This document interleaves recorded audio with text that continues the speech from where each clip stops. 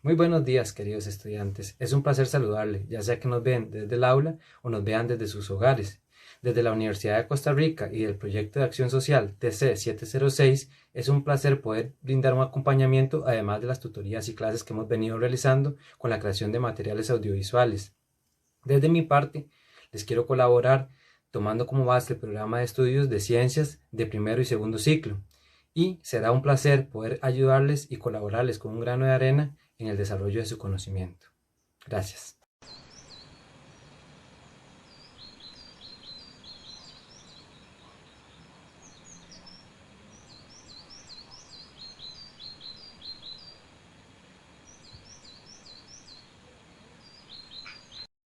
El planeta Tierra es el único planeta conocido que tiene las condiciones adecuadas para que los organismos vivos crezcan, se reproduzcan y sobrevivan en un ecosistema.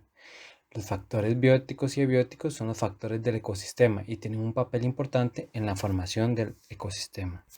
Los factores bióticos son los componentes vivos de un ecosistema. Los factores abióticos son los factores que pueden definirse como físicos químicos no vivos en el ecosistema. Tanto los factores bióticos como los factores abióticos influyen en la supervivencia y la reproducción. Ambos componentes están relacionados entre sí. Si un componente o un factor es eliminado o cambiado, afectará todo el ecosistema en su complejidad.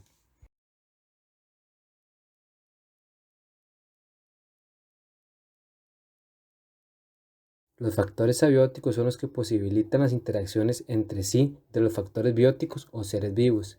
Entre estos tenemos la luz, y dentro de la luz tenemos la cantidad de luz o calidad de luz, el calor, dentro del calor la temperatura máxima y la temperatura mínima, el agua, dentro del agua tenemos la precipitación, la humedad, factor mecánico que refiere a vientos, tormentas y derrumbes, y el factor químico, la cantidad de nutrientes, salinidad, micronutrientes. Factores bióticos. Dentro de estos tenemos ciertas subcategorías, como los consumidores o heterótrofos, que son los que consumen el sistema forestal que los rodea.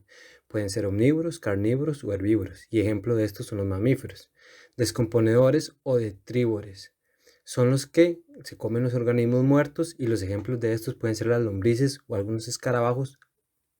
Y los productores u autótrofos son los seres que pueden alimentarse a sí mismos, como la mayoría de plantas.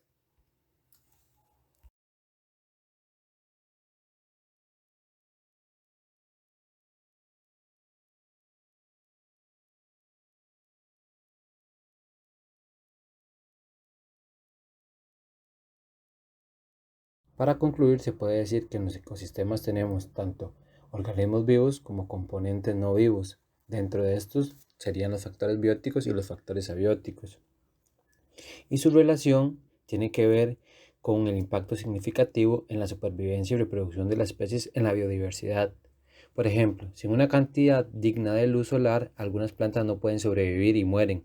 Entonces habrá así menos alimento para aquellos animales que comen plantas, y esto conducirá a un desequilibrio del ecosistema.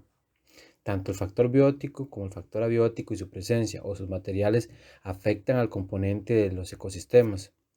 Estos materiales incluirían organismos vivos, interacciones, partes, residuos y, y su presencia en general. Factores como la enfermedad, la depredación, el parasitismo también pueden considerarse bióticos. Todas estas consideraciones marcarán la diferencia de la supervivencia y reproducción de cada especie, así que ambos son de vital importancia para que la biodiversidad existente en la Tierra mantenga un equilibrio constante.